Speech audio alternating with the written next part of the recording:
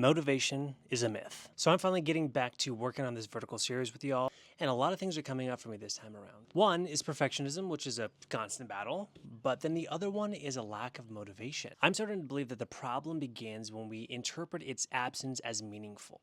I would say to myself, if I really wanted to do this, I'd be more excited about it, or something like that. I think we need to evaluate whether our comments are coming from our current emotional state or our broader picture of what we're trying to accomplish with our goals. I was reminded of this while reading a Substack article the other day. It talked about how we tend to view motivation like we do gasoline. Without gasoline, the car doesn't work. Without motivation, we don't work.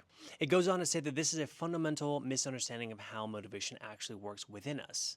Unfortunately, I didn't want to pay the $10 to read the rest of the article, but I think that was kind of enough for us to keep moving forward with this concept. Oftentimes, I think it takes a little bit of action to then unlock some motivation, and then that motivation then unlocks a little bit more action as like a little feedback loop. Especially when it comes to creative endeavors, I think it's paramount for us to find some sort of methodology or framework that gets us over that initial hump that it takes for creativity to flow. So the method that I'm going to use for writing this vertical is going to be get up in the morning, sit at the computer, and type for 30 seconds.